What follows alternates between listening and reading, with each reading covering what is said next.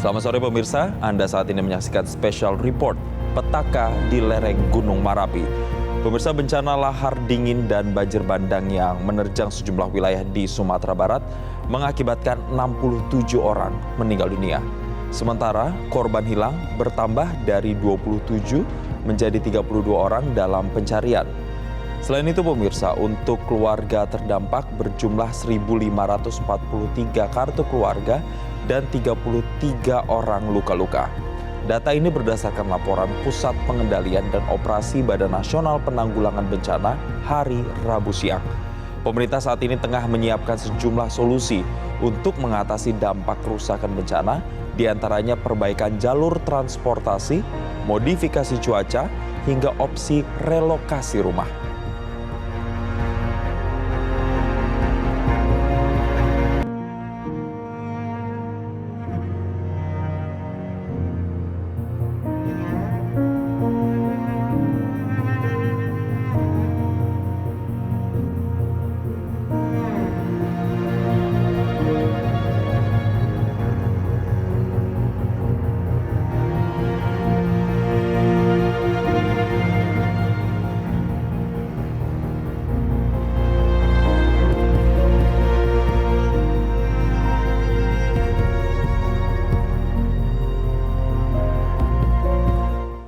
Selamat sore pemirsa, Anda menyaksikan special report. Selama 1 jam ke depan kami akan hadirkan beragam informasi terupdate terkait dengan bencana lahar dingin atau bencana lahar dingin dan juga tanah longsor yang menimpa sejumlah daerah di Sumatera Barat. Kami nantinya juga akan memperbarui informasi terkait dengan jumlah korban, kemudian warga yang masih dicari, serta apa-apa saja tindakan dan upaya mitigasi yang sudah dilakukan oleh stakeholder terkait untuk bisa menangani bencana di sana dan juga para warga terdampak.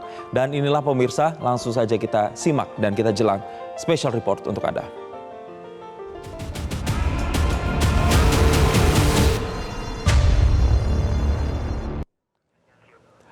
Pemirsa, 19 orang dinyatakan hilang dan lebih dari 2.000 warga Kabupaten Tanah Datar mengungsi akibat bencana banjir lahar dingin. Kondisi terkini di sana akan dilaporkan oleh kontributor Metro TV, Amprezer, langsung dari Nagari Simpang Manunggal, Kecamatan 5 Kaum, Tanah Datar. Selamat sore, Amprezer. Bisa Anda gambarkan bagaimana proses pencarian dan juga evakuasi yang dilakukan di sana sampai dengan sore hari ini? Ya, selamat sore Jansen dan pemirsa. Sore ini kita masih standby di Simpang Manunggal. Aktivitas yang dilakukan oleh tim relawan dan warga adalah melakukan pencarian korban yang masih kemungkinan ada di sekitar lokasi ini. Namun pencarian korban itu sangat terkendala dengan kondisi lumpur yang sangat tebal yang ada di lokasi ini. Nah, ini salah satu bentuk kondisinya. Untuk melakukan pencarian korban selain secara manual yang dilakukan dengan menggunakan cangkul, juga digunakan dengan alat berat. Nah, tanah yang ada di depan itu adalah sawah yang telah ditimbun oleh bahan lumpur. Nah, warga sekitar sini dan tim relawan juga belum berani untuk menginjak tanah-tanah tersebut karena masih lunak dan sangat dalam. Nah, selain melakukan pencarian korban dan pembersihan lingkungan, tim relawan di Kabupaten Tanah Datar dengan menggunakan alat berat pada sore dari pagi sampai sore ini masih tetap melakukan pembersihan jalan utama yang menghubungkan Kabupaten Tanah Datar dengan kabupaten lainnya. Sebelumnya kondisi jembatan yang ada di depan kita tersebut itu tidak bisa dilewati karena dipenuhi oleh material lumpur dan kayu-kayu besar. Pada sore hari ini jalur ini sudah bisa dilewati dan sudah dilewati oleh kendaraan-kendaraan, namun tidak semua kendaraan boleh masuk, terutama kendaraan dari pengunjung yang hanya sekedar untuk melihat-lihat.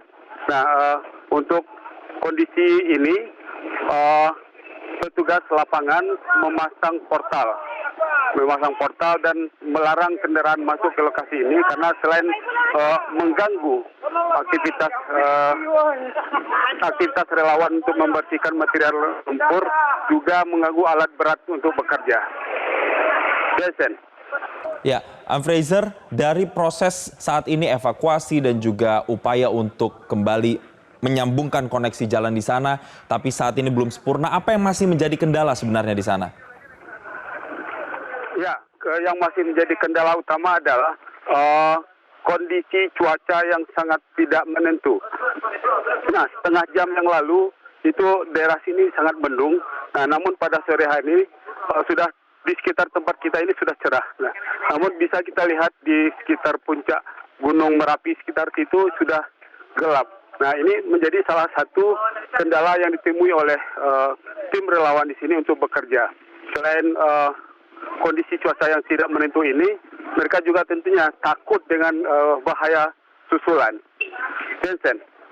Ya, tadi kita juga melihat ada sejumlah alat berat yang dikerahkan, tapi apakah alat berat yang dikerahkan seperti eskavator itu cukup untuk memenuhi kebutuhan untuk evakuasi dan juga pembersihan sejumlah akses jalan di sana?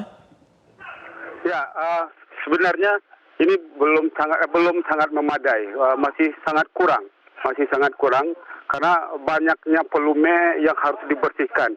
Selain itu, di Kabupaten Tanah Datar ini ada 6 kecamatan yang terdampak dan antara satu kecamatan dengan kecamatan yang lain itu sangat berjauhan.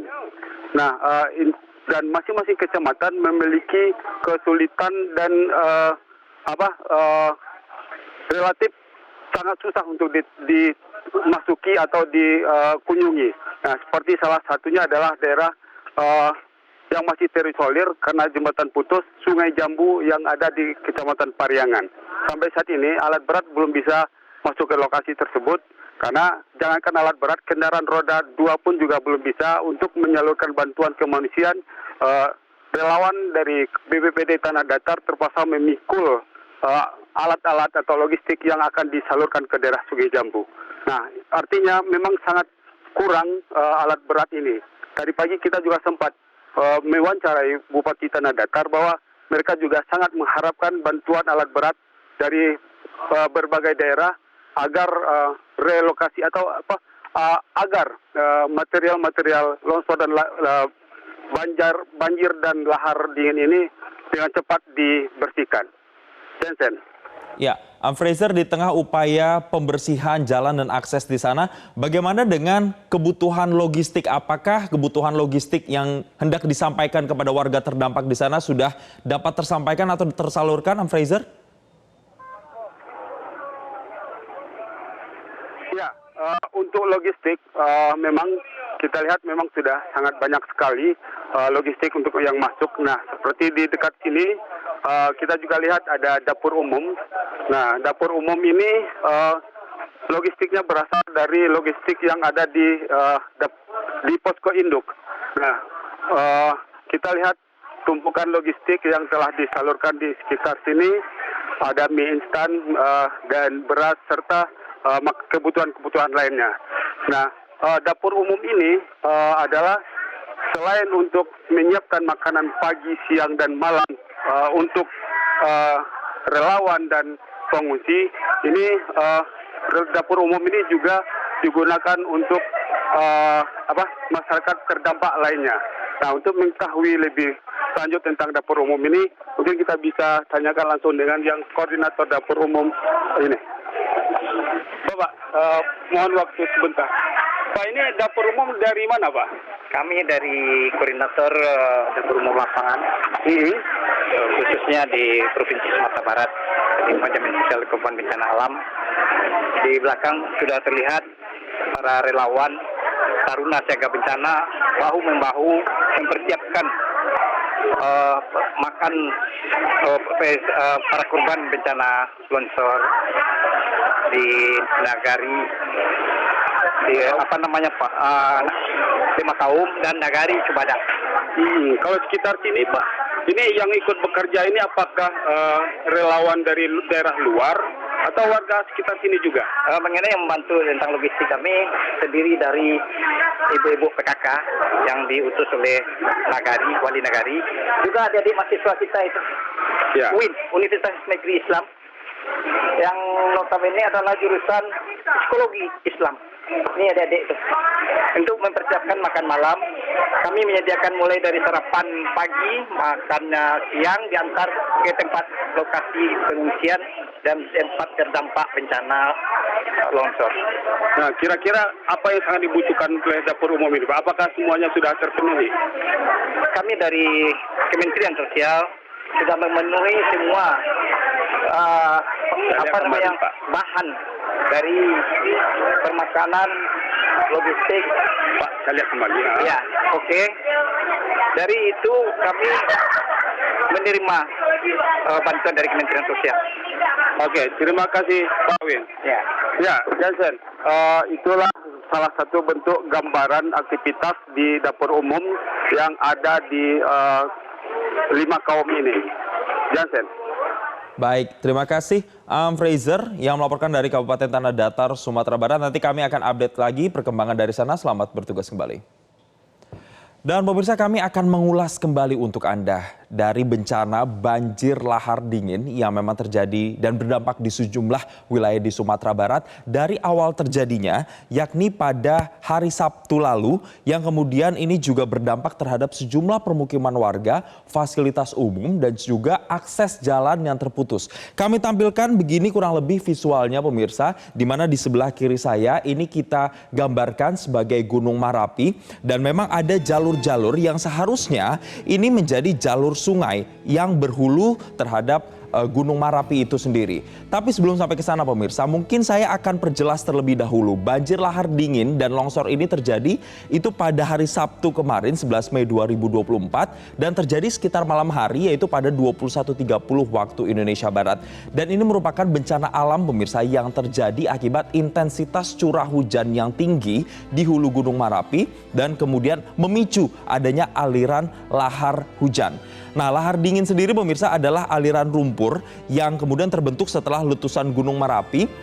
Gunung Marapi yang terdiri dari ada berbagai material seperti misalnya campuran dari abu vulkanik, batu, material lainnya yang turun dari lereng gunung. Jadi artinya material bebatuan, material abu vulkanik yang keluar dari letusan Gunung Marapi ini, kemudian ini ketika sudah keluar lalu dihantam oleh hujan atau air hujan, dia membentuk sebuah endapan. Dan ketika intensitasnya hujan ini semakin deras, maka itu bisa menghantarkan material tersebut yang kemudian ini menyebabkan sejumlah kerusakan begitu pemirsa dan berdampak pada warga. Nah, istilah lahar dingin sendiri itu digunakan karena lahar ini tidak memiliki panas yang cukup pemirsa untuk membakar atau menciptakan uap. Namun tentunya ini tetap sangat-sangat berbahaya karena bisa dengan cepat bergerak ke bawah, ke aliran bawah kita bisa melihat, dan yang memang sudah ada jalurnya.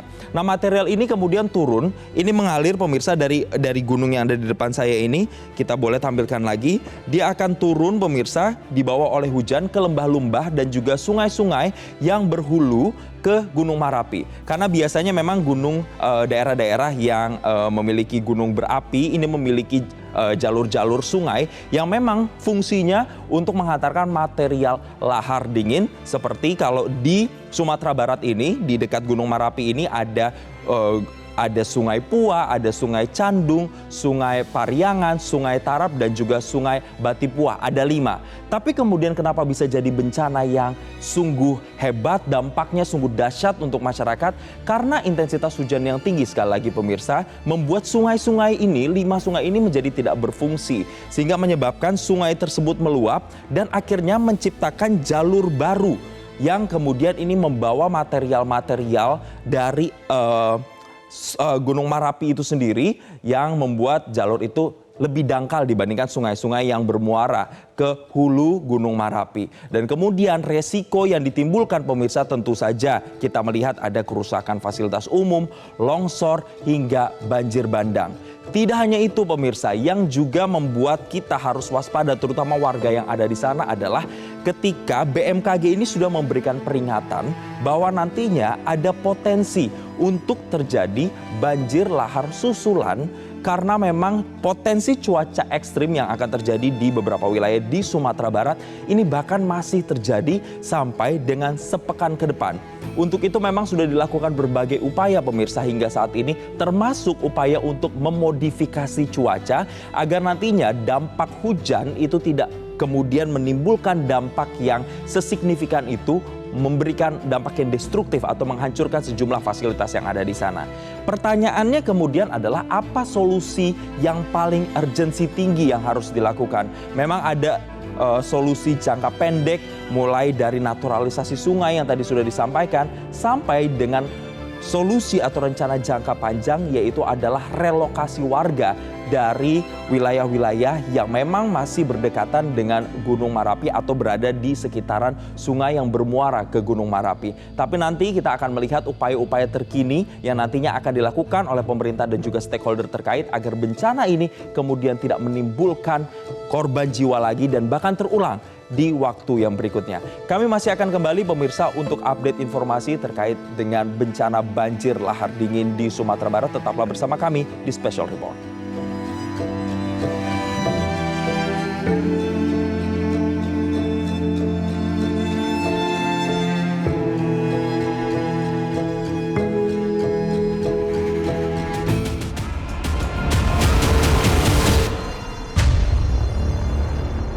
Anda kembali bersama kami di Special Report pemirsa, dan kali ini kami akan mengulas kembali untuk Anda baik itu dampak dan juga sebaran dari daerah-daerah yang terkena imbas dari banjir lahar dingin. Nah pemirsa, banjir lahar dingin yang merusak permukiman warga, fasilitas umum hingga akses jalan di Sumatera Barat setidaknya berdampak terhadap sejumlah wilayah. Pertanyaannya, wilayah mana saja yang paling banyak terdampak? Kita lihat pemirsa dalam slide berikut ini pemirsa. Yang pertama, setidaknya ada 5 wilayah yang tercatat paling terdampak signifikan. Yaitu pemirsa, yang pertama ada di kota Kabupaten Padang Pariaman, kemudian berikutnya ada di kota Padang Panjang, Kabupaten Agam, Kabupaten Tanah Datar, dan juga ada di Kota Padang. 5 daerah ini pemirsa mengalami banjir lahar dingin dan juga bahkan ada 1 dari 5 wilayah ini yang juga mengalami tanah longsor. Sehingga dari jumlah korban yang sampai dengan saat ini tercatat ada 67 orang yang meninggal dunia, itu tersebar di sejumlah wilayah ini alias ada di 5 wilayah ini pemirsa. Nah kemudian yang berikutnya adalah pemirsa, ada sejumlah sungai-sungai sebenarnya yang punya fungsi untuk kemudian bisa mengalirkan material dari muntahan Gunung Merapi ini pemirsa. Itu ada di mana saja sebenarnya? Nah ini ada di misalnya di Sungai Pua, ada di Sungai Candung, Sungai Tarap, Sungai Pariangan, dan juga Sungai Batipuah. Tapi pemirsa, sayangnya seperti yang sudah saya jelaskan di segmen sebelumnya, bahwa kelima sungai ini pada saat kejadian itu tidak berfungsi. Karena fungsinya yang semestinya mengalirkan material lahar dingin Merapi, namun ini tidak berfungsi karena hujan yang begitu lebat dengan intensitas tinggi sehingga menciptakan jalur baru yang memiliki kedangkalan dibandingkan dengan sungai-sungai yang sudah ada ini pemirsa. Dan bahkan kalau Anda lihat material dari yang dibawa oleh hujan tersebut, oleh air tersebut, itu bahkan batu-batu yang berukuran sangat besar. Nah untuk itu tentunya ada sejumlah dampak yang dirasakan pemirsa, termasuk juga korban jiwa dari peristiwa ini. Kita lihat sampai dengan siang ini, pihak dari BNPB itu mencatat atau melaporkan ada 67 orang yang meninggal dunia, kemudian ada 20 orang yang masih dalam pencarian. Tapi jumlah ini pun sebenarnya pemirsa masih bisa sangat berubah-ubah karena jumlah 67 yang meninggal dunia ini saja baru diupdate sekitar 1 jam yang lalu. Dari jumlah sebelumnya yaitu hanya sekitar 58 orang, tapi kali ini bertambah 67 orang yang meninggal dunia. Belum lagi yang hilang pemirsa. Jadi memang ada indikasi dari keluarga yang bahkan belum melaporkan keluarga mereka yang hilang. Jadi mungkin saja dari 20 orang yang tercatat hilang ini masih ada penambahan lagi. Karena apa? Karena belum ada laporan dari pihak keluarga terkait dengan keluarga yang hilang. Dan kemudian untuk itu pemerintah sendiri menanggapi dan juga mengantisipasi adanya dampak yang lebih besar lagi, maka dibuatlah atau ditetapkan status tanggap darurat yang akan diberlakukan nantinya sampai dengan 14 hari, yaitu terhitung mulai tanggal 13, ini kamera alat pemirsa, 13 hingga 25 Mei 2024. Nah itu pemirsa, tadi adalah sejumlah pemaparan terkait dengan secara umum dampak mulai dari kronologi, sebaran daerah sampai dengan jumlah korban yang masih catatannya masih bisa berubah-ubah. Dan pemirsa, berikut ini jurnalis Metro TV Jose Nicole berada di tenda pengungsian di Simpang Manunggal, Tanah Datar, Sumatera Barat. Dan berikut kita akan simak bagaimana keadaan terkini dari sana. Ini dia pemirsa laporannya. Satu tenda yang dibuka oleh Badan Nasional Penanggulangan Bencana.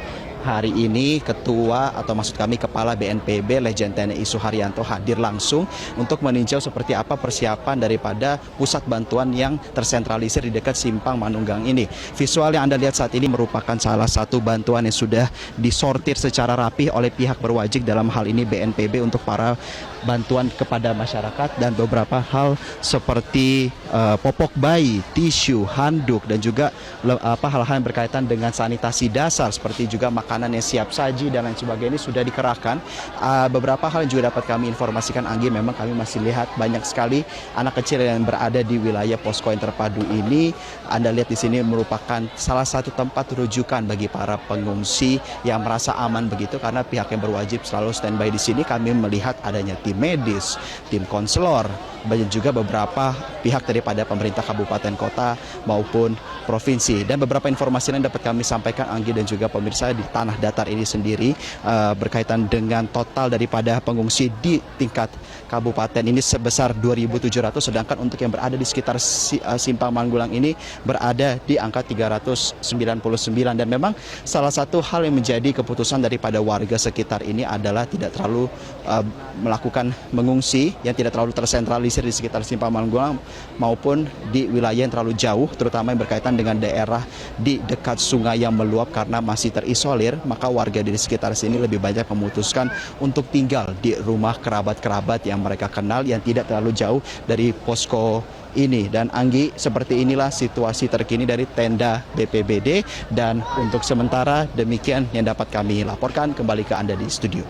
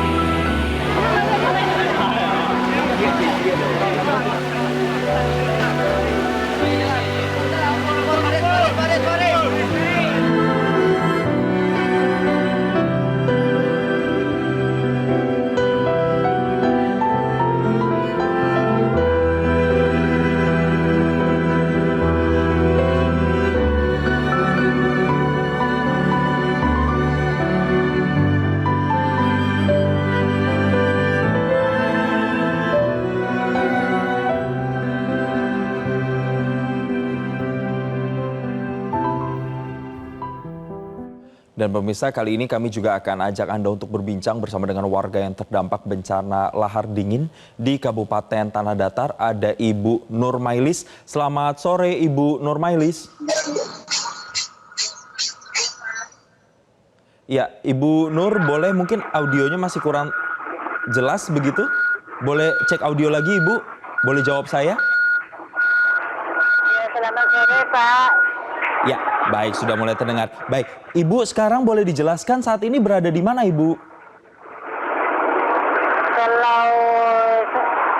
istimewa di rumah Pak. Baik. Keluarga bagaimana? Apakah aman semua Ibu atau ada yang hilang atau jadi korban? Alhamdulillah lah ada tidak ada Pak. Baik semua Ibu ya. Baik. Ibu ini kan juga menjadi warga yang terdampak di sana. Bagaimana keadaan rumah Ibu saat ini, Bu? Apakah ikut rusak juga atau bagaimana? Kalau sekarang namanya ini ada bersih semuanya Pak. Bagaimana Ibu, rumahnya saat ini berarti kondisinya masih layak nggak ditinggalin? Kalau di rumah saya tolong bersihkan Pak. Baik, oke. Ya, Ibu pada saat kejadian di hari Sabtu itu, di Sabtu malam, pada saat itu Ibu posisi lagi di mana dan kemudian saat itu kejadiannya kayak gimana Bu Nurmailis? Kalau saya sudah sholat, saya sudah tidur Pak. Tiba-tiba suami bangunkan, ayo kadang tiba, itu langsung terlepas, saya lagi dalam masih di kamar. Oke, berarti Ibu waktu itu berusaha nyelamatin diri keluar rumah atau tetap berada di rumah, Bu? Kalau lari keluar rumah Pak, lewat sampingnya, iya kadang lalu ke belakang. Ke belakang lalu lewat jendela. Lewat jendela. Ibu dalam satu rumah, Ibu dalam satu rumah itu ada berapa anggota keluarga, Bu, selain Ibu? Kalau saya berenam Pak, berenam. Berenam itu siapa aja, Bu? Anak berempat, bapak seorang, induknya seorang. Oke, ada 6 orang begitu ya, Bu ya. Pada saat kejadian mungkin Ibu lihat nggak di sekitar Ibu, tetangga Ibu ada yang jadi korban atau mungkin ada yang saat ini hilang anggota keluarganya, Ibu Nurmailis ada tahu? Di depan rumah saya sudah habis semuanya Pak, nggak ada lagi. Habis rumahnya roboh. Roboh semua Ibu ya? Roboh semuanya. Yang anaknya meninggal 1. Oke. Ada yang melaporkan meninggal. Ada yang hilang nggak, Bu? Yang Ibu tahu, tetangga Ibu atau orang-orang di sekitar Ibu? Ada yang hilang sampai sekarang belum ketemu, Pak. Berapa orang Ibu yang Ibu tahu lagi hilang sekarang dan lagi dicari? 3 orang, Pak. Oke, ada 3 orang begitu ya. Baik, untuk Ibu kan saat ini kan sedang banyak bantuan yang datang ke Ibu. Nah, Ibu boleh diceritakan bagaimana dengan logistik makanan, Ibu kebutuhan sehari-hari. Apakah itu tercukupi untuk Ibu dan keluarga saat ini, Bu? Alhamdulillah mencukupi, Pak. Apa, Bu, yang paling dibutuhkan kalau gitu saat ini, Bu? Di sana saat ini? Susahnya apa, Pak? Berupa barang makanan atau... Apa saja, Bu? Ibu lagi butuhnya apa? Misalnya peralatan untuk tidur mungkin, alas tidur, atau obat-obatan mungkin, atau kebutuhan lainnya ada nggak, Bu? Kira-kira yang paling dibutuhkan, selimut mungkin? Ya, kalau bagi saya, Pak, pakaian sama pakaian dalam. Pakaian dan pakaian dalam begitu ya, Bu, ya, yang paling saat ini dibutuhkan. Kalau untuk makanan aman ya, Ibu, ya? Berarti saat ini, Bu? Insyaallah, Pak, aman. Oke, aman ya. Tadi siang itu kalau boleh diceritakan, Ibu tadi makan apa, Bu? Kalau tadi pagi makan nasi goreng, Pak, jam 8. Lah jam setengah 1 makan nasi putih. Lauknya apa tuh, Bu? Ada telur, ada... Jadi cukup lah, ada makan-makan yang bergizi, Pak. Oke, jadi memang kebutuhan makanan tidak menjadi masalah. Nah, untuk dapat makanan tadi itu, Ibu harus ke dapur umum atau diantar sama warga yang ada di sana atau tim bantuan? Diantar sama orang, Pak. Diantar. Itu bentuknya nasi kotak begitu ya, Bu, ya? Atau gimana, Bu? Nasi kotak, Pak. Nasi kotak ya, Bu, ya? Oke. Ya. Ibu, kalau kondisi kesehatan Ibu dan keluarga sendiri saat ini gimana, Bu? Ada sakit-sakit nggak, Bu? Kalau saya sakit Pak, tangan sakit sebelah kiri Pak. Mohon maaf Ibu, boleh diulang tadi agak kurang jelas. Sakit di bagian mana Ibu? Sebelah kiri sakit tangan Pak. Oke, tangannya sakit gitu ya Bu ya. Sakitnya seperti apa Bu rasanya? Sakit dalam tulang tuh Pak, membengkak, membiru. Oke, itu membuat aktivitas Ibu jadi ini nggak? Jadi susah nggak Bu? Susah lah Pak, nggak bisa diangkat. Oke, baik.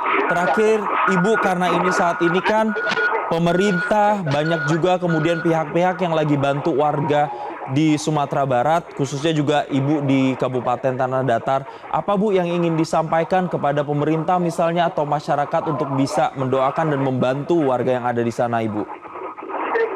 Ya kalau bagi saya terima kasih banyak-banyaknya Pak. Kalau bagi saya bahkan saja cukup saya Pak. Baik, doa sebanyak-banyaknya Bu ya, semoga nanti masyarakat di sana benar-benar bisa pulih, kemudian bantuan-bantuan yang paling dibutuhkan itu benar-benar bisa tersampaikan untuk warga yang ada di sana. Sekali lagi Ibu, kami mewakili Metro TV turut berduka, turut bersimpati atas apa yang terjadi di sana. Semoga nanti banyak pertolongan dan juga perbaikan yang terjadi. Terima kasih Ibu Nurmailis dari Kabupaten Tanah Datar, Sumatera Barat telah bergabung dan berbagi cerita bersama kami. Dan pemirsa, usai jeda berikut ini kami masih akan hadirkan informasi terkait dengan dampak dari bencana lahar dingin. Tetaplah bersama kami pemirsa di Special Report.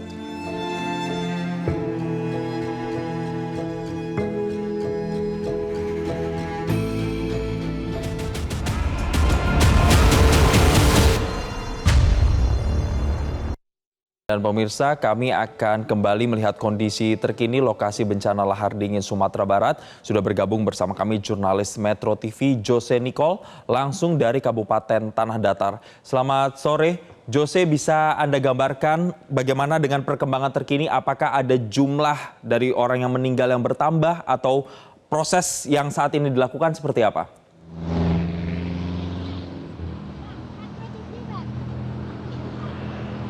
Ya baik, selamat sore Jason dan juga pemirsa. Berkaitan dengan penambahan korban sudah disampaikan sebelumnya oleh Kepala BNPB dan kami akan merujuk kembali kepada data yang sudah disampaikan oleh Pusdalops bahwa saat ini total korban meninggal dunia yang ditemukan ini berada di angka 62 dan juga korban yang hilang ini sedikit berkurang Jason, diantaranya menjadi 25 orang. Dan juga kami sempat bertanya terkait dengan upaya untuk melakukan penemuan korban yang hilang ini masih diupayakan dalam dua hal Jason dan juga pemirsa. Yang pertama adalah memaksimalkan pembersihan wilayah dari material longsor dan juga yang terbawa oleh arus banjir, dan juga pemaksimalan satwa K9 di wilayah sekitar.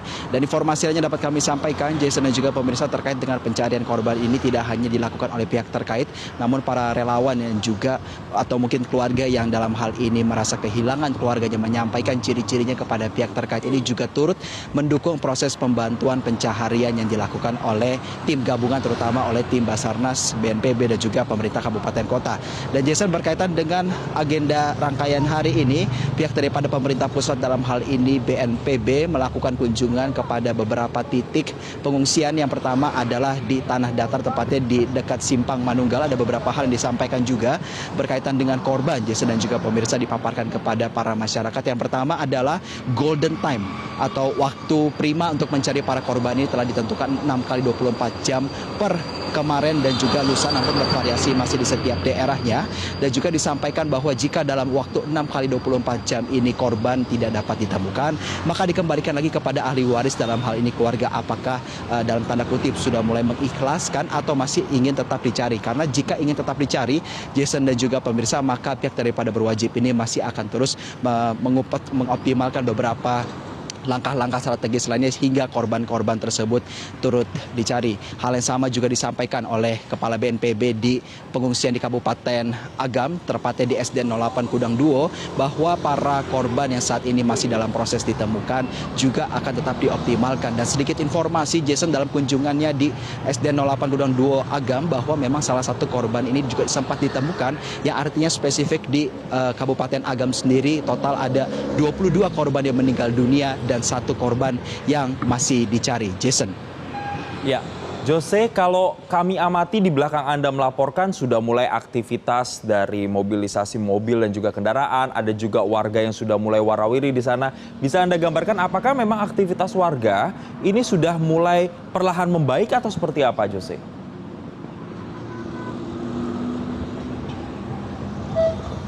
Iya Jason, berkaitan dengan aktivitas warga terutama di wilayah penyangga ini memang relatif tidak begitu terdampak. Namun juga memang di sisi lain aktivitas warga terutama di titik-titik bencana ini masih terisolir. Karena memang pihak daripada berwajib ini menetapkan wilayah-wilayah yang benar-benar terdampak kepada banjir lahar dingin di Sumatera Barat ini tidak boleh diakses oleh warga sampai pada waktu yang ditentukan, setidaknya dalam status tanggap darurat 2 kali. Dalam hal ini 14 hari maksud kami, Jason dan juga pemirsa. Dan memang berkaitan dengan aktivitas warga sekitar ini juga harus turut didukung dengan pembersihan wilayah, Jason, karena memang dalam status tanggap darurat ini pembersihan wilayah dalam kaitannya kepada keterbukaan akses perhubungan ini sangat membantu untuk terutama distribusi logistik. Namun tidak hanya menunggu waktu 14 hari untuk proses tanggap darurat dan dalam artian distribusi logistik dan menyalurkan bantuan, tetapi juga seiring berjalannya waktu ini juga dilanjutkan dengan tahap rehabilitasi. Artinya Jason, dalam hal ini juga proses rehabilitasi pembangunan kembali sejumlah wilayah karena memang sejumlah akses perhubungan ini sempat terputus. Salah satunya adalah jalan daripada Bukit Tinggi menuju Padang, tepatnya di wilayah Lebah Anai.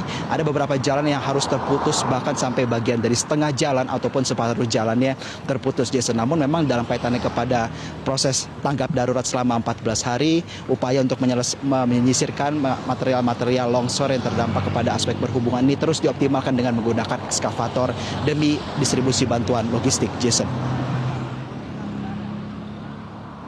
Ya, Jose, kami juga ingin mengkonfirmasi apakah kemudian Anda sudah mendapatkan informasi kapan Presiden Joko Widodo akan langsung mengunjungi lokasi-lokasi terdampak dan mengunjungi warga yang ada di sana?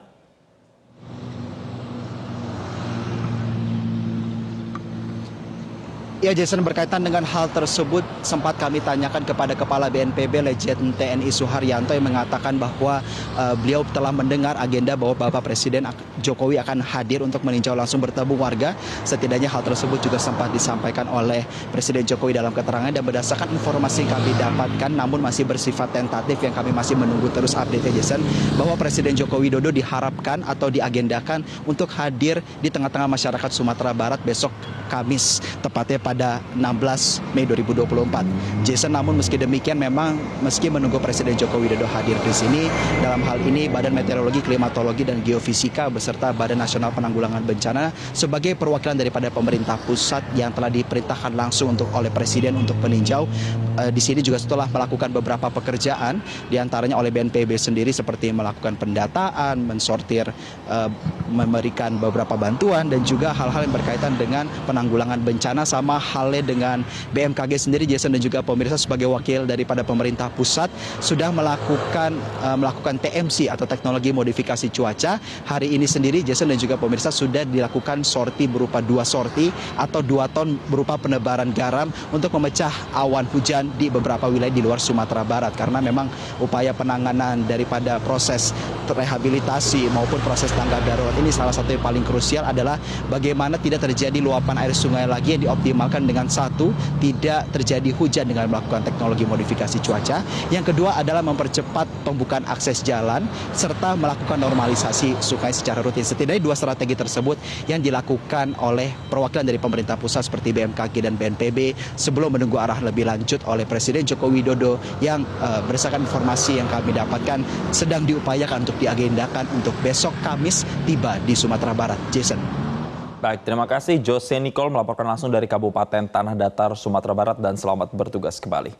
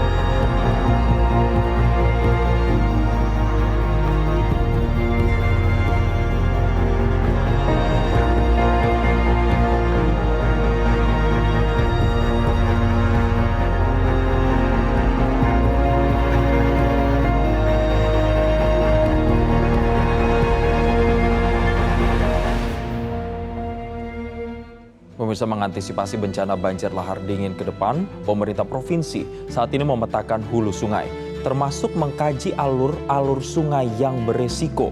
Langkah pemerintah tidak hanya pengungsi warga terdampak, tetapi juga warga yang berpotensi terkena dampak banjir lahar dingin. Pemprov kini berupaya untuk memperlancar aliran sungai terdampak dan yang berpotensi terdampak banjir lahar dingin. Sekarang ini kita petakan di hulunya itu, ya, mana yang potensi. Dan dari potensi itu ini yang nanti akan kita sikapi. Nah, sekarang ini yang mesti kita sikapi adalah mana alur-alur yang memang yang berisiko. Maka itu masyarakat dari sana harus kita ungsikan dari lahan tersebut, dari daerah tersebut. Sehingga itu makanya berbicara masalah pengungsian bukan hanya masyarakat yang sudah terdampak sekarang, ini juga yang potensi terdampak selanjutnya. Nah, sehingga ke depan ketika terjadi musibah itu maka tidak berdampak kepada jiwa, ya, kematian. Ini yang kita minimalisir. Dan memang tadi juga ada yang menyampaikan seperti itu. Pada kita harapannya, nah itu di antara yang akan kita lakukan. Itu makanya BMKG sekarang dan kemudian sekarang ini untuk hujan kita jamin beberapa hari ini karena ada intervensi yang dilakukan oleh BMKG. Dan kemudian pada saat yang sama kita melakukan memperlancar arus yang ada, seperti sekarang ada perbaikan di Lembah Anai juga kita perbaiki jalan, sehingga kita harapkan dalam waktu cepat bisa dilakukan. Dan kemudian juga potensi ada longsoran, kita udah koordinasikan dengan balai jalan, balai sungai untuk kesiapan alat di sana, termasuk juga dari Solo ke Padang, ya, dan kemudian juga dari Malala, itu jalur yang pengaman sekarang ini, itu makanya kita siagakan dan sekarang juga saya sudah tugaskan kepada perhubungan, organisasi dan kepolisian untuk pengamanan dan kelancaran jalur tersebut sehingga tidak terjadi pelambatan-pelambatan yang akan menghambat untuk pemindahan orang dan barang nantinya, insya Allah. Dan pemirsa, demikian rangkuman informasi dalam special report kali ini. Tapi pembaruan informasi terkait dengan bencana banjir lahar dingin di Sumatera Barat masih akan kami hadirkan di program-program Metro TV berikutnya. Mewakili rekan-rekan yang bertugas, saya Jason Sambo pamit undur diri. Terima kasih dan sampai jumpa.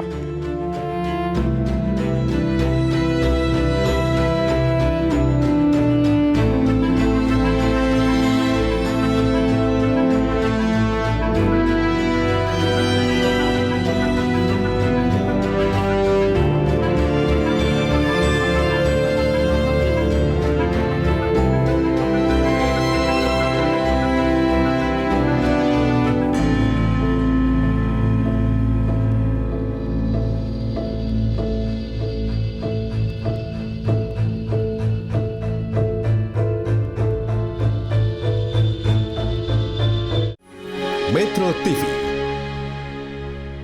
Jelajahi cara baru mendapatkan informasi. Download Metro TV Extend sekarang.